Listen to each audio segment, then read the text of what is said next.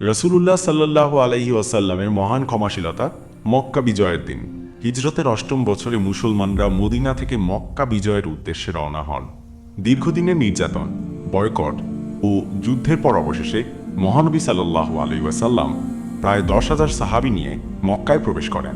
মক্কার কাফিররা তখন ভয় পেয়ে যায়। তারা ভাবতে থাকে নিশ্চয়ই আজ তাদের কঠিন শাস্তি হবে, কারণ তারা নবীজিকে ও মুসলিমদের উপর অনেক জুলুম করেছিল।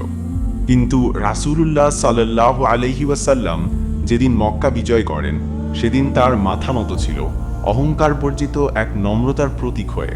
কাবা শরীফে প্রবেশ করে তিনি সকল মূর্তি ভেঙে ফেলেন এবং বলেন, সত্য এসেছে, মিথ্যা মুছে গেছে। নিশ্চয়ই মিথ্যা অস্থায়ী। এরপর তিনি সেই সব লোকদের একত্র করেন যারা তার বিরুদ্ধে যুদ্ধ করেছে, নির্যাতন করেছে, তাকে হিজরত করতে বাধ্য করেছে। তিনি তাদের জিজ্ঞেস করলেন, তোমরা কি আশা করো আমি তোমাদের সঙ্গে কি ব্যবহার করব? তারা লজ্জায় মাথা নিচু করে বলল, আপনি একজন শ্রেষ্ঠ ভাই এবং সম্মানিত ভাইপো, আপনি নিশ্চয়ই ভালো ব্যবহার করবেন। তখন রাসূলুল্লাহ সাল্লাল্লাহু আলাইহি ওয়াসাল্লাম বললেন, আজ তোমাদের জন্য কোনো অভিযোগ নেই, তোমরা মুক্ত, যাও, তোমরা সবাই নিরাপদ।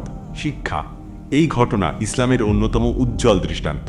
প্রতিশোধ না নিয়ে রাসূলুল্লাহ সাল্লাল্লাহু আলাইহি সাল্লাম তার শত্রুদের ক্ষমা করে দিলেন। এটি আমাদের শেখায় ক্ষমা, দয়া ও উদারতা একটি মানুষের প্রকৃত শক্তি। এই ঘটনা থেকে আপনার সবচেয়ে বেশি কোন বিষয়টি মনে ধরেছে? মক্কার এক বৃদ্ধা ইহুদি নারী ছিলেন, যিনি প্রতিনিয়ত রাসূলুল্লাহ সাল্লাল্লাহু আলাইহি সাল্লামকে অপমান করতেন। তিনি রাস্তা দিয়ে যাওয়ার সময় তার উপর ময়লা ফেলে দিতেন, কটু কথা বলতেন।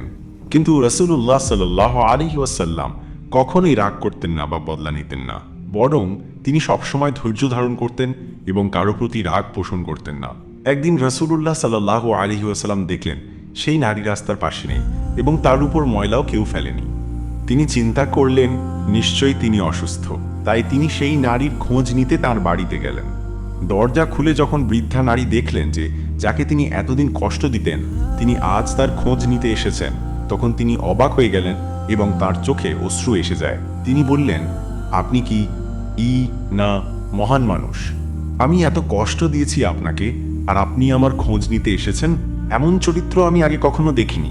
এই ঘটনায় সেই নারী রাসূলুল্লাহর দয়া, ক্ষমাশীলতা ও মহান চরিত্র দেখে ইসলাম কবুল করেন। উপদেশ: এই ঘটনাটি আমাদের শেখায় ক্ষমা, সহনশীলতা ও সদাচরণের মাধ্যমে মানুষকে ইসলামের দিকে আহ্বান করা যায়। রাসূলুল্লাহ সাল্লাল্লাহু আলাইহি ওয়াসাল্লাম ছিলেন মানবতার শ্রেষ্ঠ আদর্শ। এই গল্পটি শোনার পরে আপনার অনুভূতি কেমন?